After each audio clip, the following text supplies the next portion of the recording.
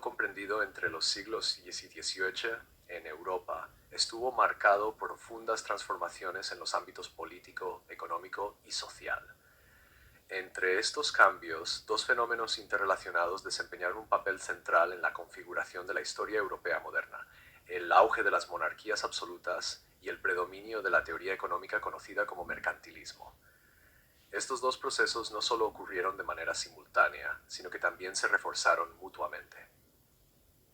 El poder centralizado de los monarcas proporcionó el marco político necesario para aplicar políticas mercantilistas, mientras que la riqueza generada por el mercantilismo permitió a los monarcas consolidar aún más su autoridad. Las bases del mercantilismo. El mercantilismo fue la teoría económica dominante en Europa durante la Edad Moderna, aproximadamente desde el siglo XVI hasta el XVIII.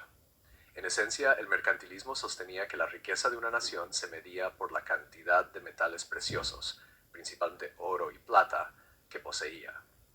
Dado que estos metales se consideraban recursos limitados, la acumulación de riqueza se percibía como un juego de suma cero entre los países.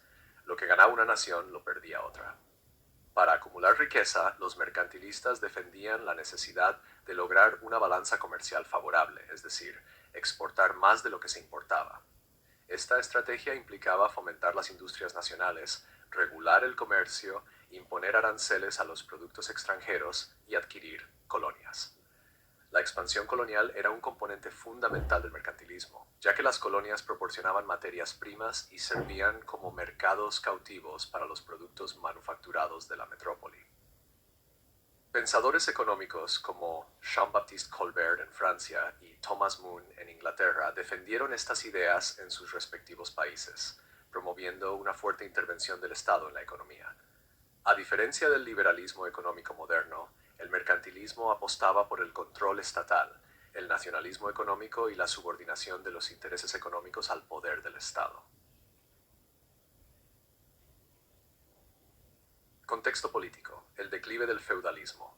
El auge del mercantilismo coincidió con el declive del feudalismo en Europa. Durante la Edad Media, el poder político estaba fragmentado y los señores locales gozaban de una gran autonomía frente a la autoridad central. Sin embargo, a medida que Europa entraba en la Edad Moderna, diversos factores debilitaron esta estructura descentralizada. El crecimiento de las ciudades y el comercio, la introducción de la pólvora en la guerra, la pérdida de poder de la nobleza y el desarrollo de instituciones burocráticas favorecieron la aparición de estados centralizados. Los monarcas, con el objetivo de ampliar su autoridad y estabilizar sus reinos, comenzaron a imponer su control sobre la iglesia, la nobleza y los parlamentos regionales. Esta concentración del poder culminó en el surgimiento del absolutismo, una forma de gobierno en la cual el monarca ostenta la autoridad suprema sin estar limitado por instituciones tradicionales como asambleas representativas o leyes consuetudinarias. Definición del absolutismo. La monarquía absoluta se caracterizaba por la concentración de todos los poderes del Estado, legislativo, judicial y ejecutivo, en manos del monarca.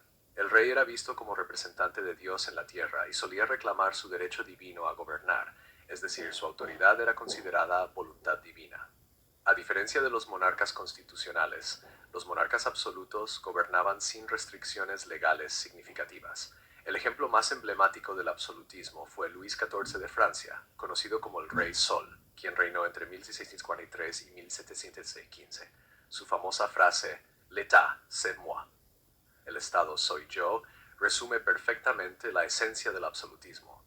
Bajo su mandato, Francia se convirtió en el Estado más poderoso de Europa, con un ejército permanente, una burocracia eficaz y una economía próspera, impulsada por principios mercantilistas.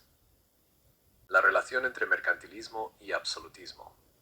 El mercantilismo y el absolutismo eran interdependientes. Para que las políticas mercantilistas fueran eficaces, se requería una autoridad central fuerte que pudiera regular el comercio, imponer aranceles, gestionar los asuntos coloniales y dirigir la economía. A su vez, los monarcas absolutos se beneficiaban del mercantilismo, ya que éste aumentaba la riqueza estatal y les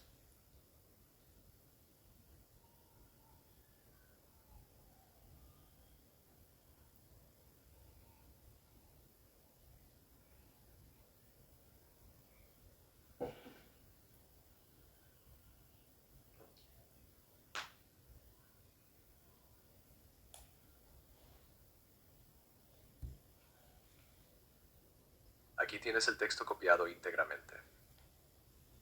La relación entre mercantilismo y absolutismo. El mercantilismo y el absolutismo eran interdependientes. Para que las políticas mercantilistas fueran eficaces, se requería una autoridad central fuerte que pudiera regular el comercio, imponer aranceles, gestionar los asuntos coloniales y dirigir la economía.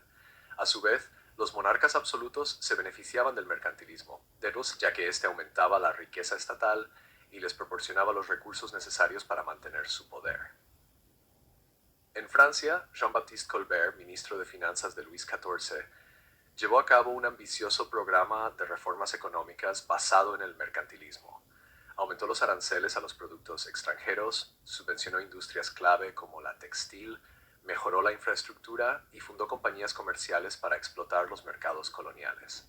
Estas medidas no solo buscaban enriquecer al país, sino también aumentar los ingresos de la corona. En Inglaterra, aunque la monarquía no alcanzó el mismo nivel de absolutismo que en Francia, el mercantilismo también desempeñó un papel importante. Las actas de navegación, aprobadas en el siglo XVII, buscaban proteger la marina y el comercio inglés frente a la competencia extranjera, especialmente la de los Países Bajos. Estas leyes fortalecieron el poder naval británico y facilitaron el crecimiento de su imperio colonial. En España, las políticas mercantilistas también fueron adoptadas, aunque con menor éxito. La llegada masiva de metales preciosos desde América enriqueció inicialmente a la corona española, pero provocó inflación y dependencia de las importaciones. La falta de una economía doméstica diversificada socavó los objetivos mercantilistas, incluso cuando los monarcas intentaban mantener un régimen absolutista. Colonialismo y expansión imperial. La expansión global de los imperios europeos fue tanto una causa como una consecuencia de las políticas mercantilistas. Las colonias se consideraban esenciales para la riqueza y el poder de una nación. Proporcionaban materias primas como azúcar, tabaco, algodón y metales preciosos, y servían como mercados protegidos para los productos manufacturados europeos. Para controlar y explotar estos territorios, los estados europeos expandieron sus marinas, establecieron puestos comerciales y colonias, y a menudo participaron en guerras por el dominio del comercio. Las guerras anglo-holandesas, por ejemplo, estuvieron motivadas en gran parte por la competencia comercial y colonial. Los monarcas absolutos desempeñaron un papel central en la organización y financiación de estas empresas imperiales. A cambio, la riqueza obtenida a través del comercio colonial fortalecía su capacidad de gobierno y consolidaba su autoridad. Consecuencias sociales. El auge del mercantilismo y del absolutismo tuvo también importantes repercusiones sociales. La nobleza feudal perdió influencia mientras los monarcas construían nuevas burocracias y reclutaban funcionarios y oficiales del ejército entre la burguesía. Se formó así una nueva élite que dependía directamente del favor real. Al mismo tiempo, la regulación estatal de la economía perjudicó a menudo a las clases bajas. Los campesinos y los trabajadores urbanos soportaron la carga de los impuestos y la inflación, mientras que los beneficios del crecimiento económico se concentraban en las clases dominantes. Sin embargo, la burguesía comercial, especialmente la vinculada al comercio colonial, prosperó bajo las políticas mercantilistas. En algunas regiones, el absolutismo encontró resistencia. En Inglaterra, el conflicto entre el Parlamento y la corona desembocó en la guerra civil y en la instauración de una monarquía constitucional tras la Revolución Gloriosa de 1688.